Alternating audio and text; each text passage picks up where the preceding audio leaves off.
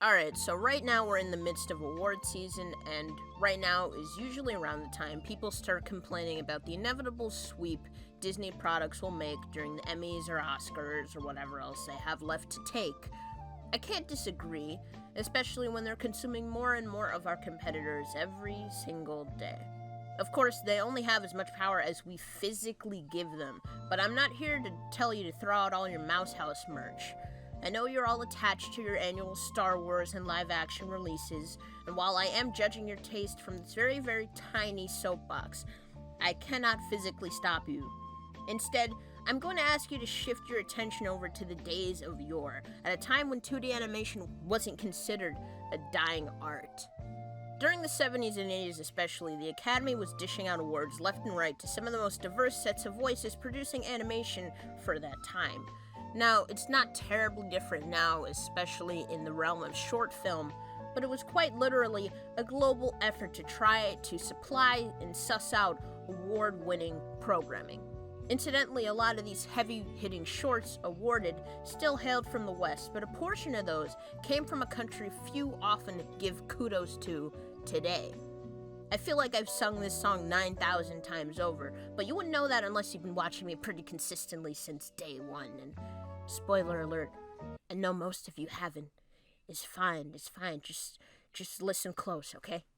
It's probably something that needs to be said because it seems like in one decade, in one generation, people have single-handedly flipped the perception of this whole country's output on its head.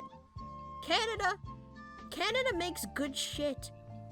Canada makes good stuff. They always have, and it's something that's almost been ignored, just so people can make the same 5 jokes about Johnny Test or My Life Me or whatever.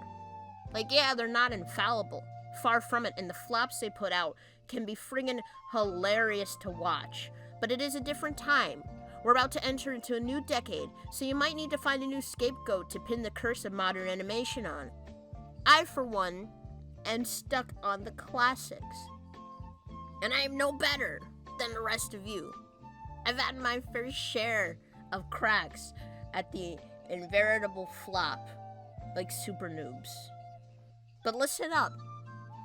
Canada has always had a rich history and cultural output in the worldwide animation community.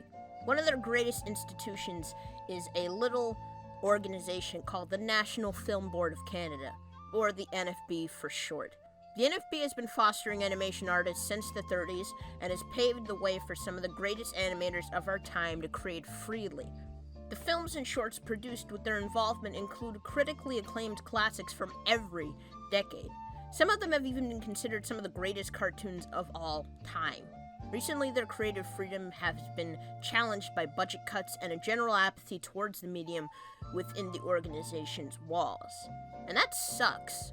So while I'm here, I've been wanting to give a spotlight to some of my personal favorites. Consider this a limited series of sorts. I like to call it NFB November. Every week, I'll be highlighting 5 short films under a single theme, and I hope to do these films justice, but the best way to get the full experience would just be to watch them through the official channels and whatnot. One thing to note is, despite me planning this out for months, I've ended up not having enough time to script. I have plenty of notes, but I didn't actually put them in a cohesive structure. I will hopefully have enough time to make insightful points, but do be warned if the commentary is stilted and visceral and raw. So I hope you join me. For the next 4 weeks, we're going to be diving into some of Canada's greatest, and I hope I can educate y'all, shed some light on these timeless classics.